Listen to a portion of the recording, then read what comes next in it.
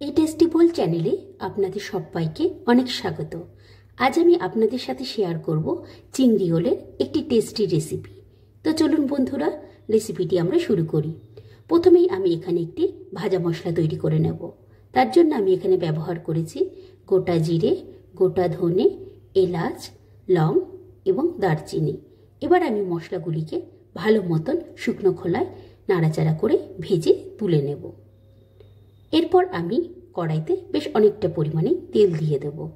তেল যখন গরম হয়ে আসবে, এরপর আমি টুকরো করে কেটে রাখা আলুগুলিকে দিয়ে দেব। আলুগুলিকে আমি লাল করে ভেজে তুলে নেব। এবার আমি ওই তেলের মধ্যে ওলগুলিকে ভালো মতন ভেজে নেব। বন্ধুরা, আমি এখানে সাদা ওল ব্যবহার করেছি। আপনারাও কিন্তু পারলে সাদা ওলই নেবেন। সাদা ওল খুব তাড়াতাড়ি গলে যায় এবং খেতেও সুস্বাদু হয়। এবার ওলগুলিকে আমি ভালো মতন ভেজে তুলে নেব। এবার ওই তেলের মধ্যেই আমি এখানে চিংড়ি মাছগুলিকে ভেজে নেব। চিংড়ি মাছগুলিকে আমি ভালো মতন ভেজে তুলে নেব।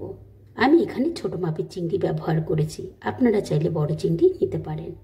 এরপর আমি ওই তেলের মধ্যে ফোড়নে গোটা জিরে এবং শুকনো লঙ্কা দিয়ে দেব। ফোড়ন যখন ভালো মতন ভাজা হয়ে আসবে, এরপর আমি এখানে একটি বাটা মশলা দিয়ে দেব। এই বাটা মশলার মধ্যে রয়েছে টমেটো, পেঁয়াজ, আদা এবং রসুন। এবার আমি এই মশলার মধ্যে গুঁড়ো জিরে, গুঁড়ো শুকনো লঙ্কা, পরিমাণ অনুযায়ী লবণ এবং হলুদের গুঁড়ো দিয়ে দেব। এবার আমি এখানে অল্প পরিমাণে চিনি দিয়ে দেব। এবার আমি সমস্ত মশলাগুলিকে ভালো মতন তেলে নাড়াচাড়া করে মিশিয়ে নেব। এবার মশলাটিকে আমি একটু ধৈর্য সহকারে কিছুক্ষণ কষিয়ে নেব। যখন মশলা থেকে এরকম তেল উপরে উঠে আসবে, এরপর আমি এক এক করে ভেজে রাখা আলু, ওল এবং চিংড়ি মাছগুলি দিয়ে দেব। এবার আমি ভালো মতন এগুলিকে নাড়াচাড়া করে মশলার সাথে মিশিয়ে নেব। যখন ভালো মতন মেশানো হয়ে যাবে এবং তেল যখন এরকম উপরে উঠে আসবে, এরপর আমি এখানে কাঁচা লঙ্কা দিয়ে দেব। কাঁচা লঙ্কা দেওয়ার পর আমি কিছুক্ষণ নাড়াচাড়া করে নিয়ে এবার পরিমাণ অনুযায়ী জল আমি এখানে দিয়ে দেব। জল দিয়ে আমি এটা ঢেকে কিছুক্ষণ তরকারিটি হতে দেব।